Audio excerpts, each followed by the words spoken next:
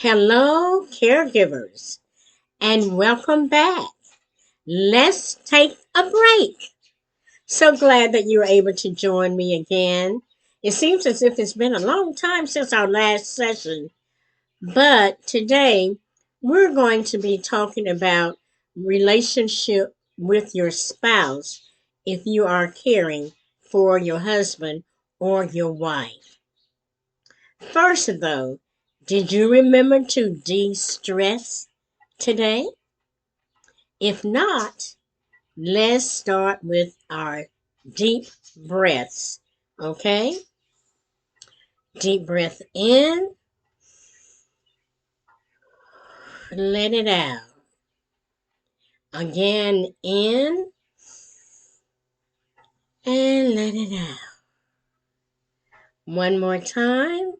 Deep breath in and let it out. Let's do those shoulders. Let's move the shoulders back.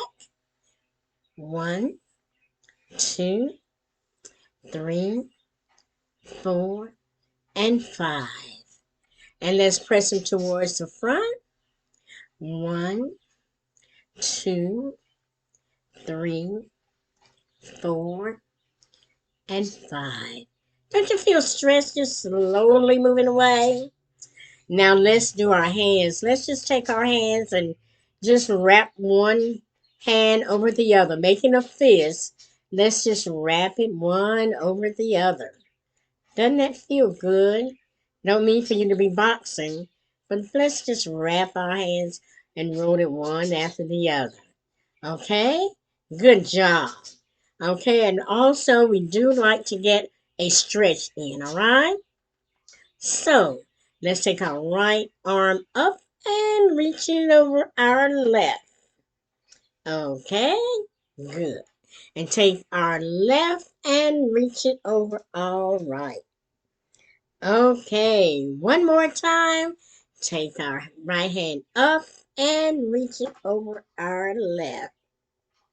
And take our left hand up and reach it over to our right. Good. Let's just kind of like shake that off, okay? Shake, shake, shake. Shake the devil off. Because sometimes that devil interferes with our caregiving, especially when we're caring for our spouse, because that relationship is so emotional that sometimes it doesn't take a whole lot to really get us in a bad mood.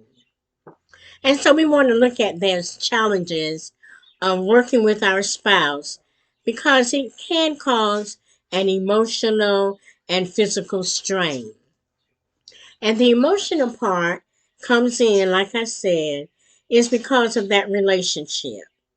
If you have a good relationship, with your spouse, it may not be as bad. But if your relationship has not been as good, then the frustration probably comes in a lot more often than it should. So you want to be sure or ensure that you're able to keep a good relationship with your spouse during this caregiving role. And look at that person in a different light. Here is a person now who probably is not able to argue with you like they used to. They're not able to say things to you that really get to you and get you stirred up. They're in a vulnerable position right now. And even though they're in a vulnerable position, sometimes they do try to push that button if they sense that you are frustrated. So try to be comfortable with your spouse as you begin this caregiving role and recognizing that your relationship is going to be changing emotionally because you're not able to invest in that relationship, that intimate relationship, because you're doing a lot more physical things during that relationship. For example, when caring for my husband, I had to do a lot of physical things. If the aide didn't show up one day or two, then I was responsible for his personal care. So that meant that I had to bathe him and assist with putting on his clothes. And so I didn't have time for any kind of intimacy or intimate relationship because I was taking on the responsibility of providing for those basic physical needs of bathing and dressing. And then I would have to also prepare his meal, whether it be the breakfast, the lunch, or the dinner.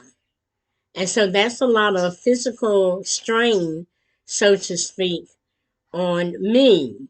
So as you're caring for your spouse, be it husband or wife, when you're having to do those physical things, it does become a strain.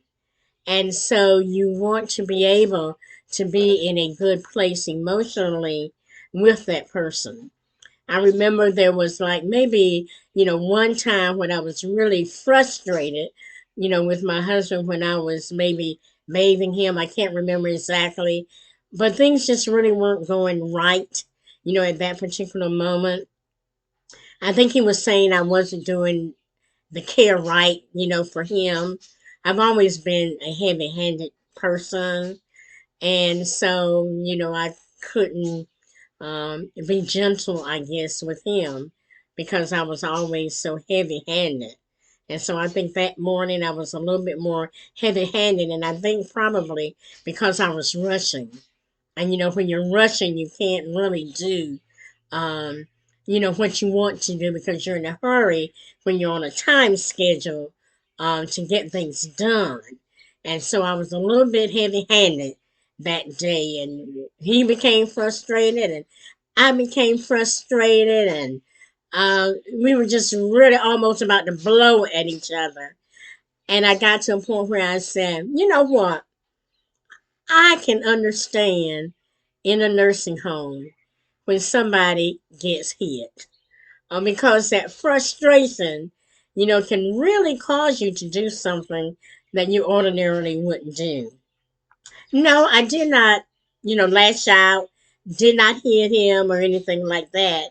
But just taking that opportunity to recognize that because of the emotional state that you're in and the physical strain of having to care for another person, the frustration can build up. And before you know it, the anger comes in. And then you are at a point where you feel that you might be able to hurt someone because your emotions are getting the best of you. And so you really want to be able to take a breather, take a break. That would be an opportune time to take a break. Hey, honey, I got to step out for a few minutes, but I'll be right back.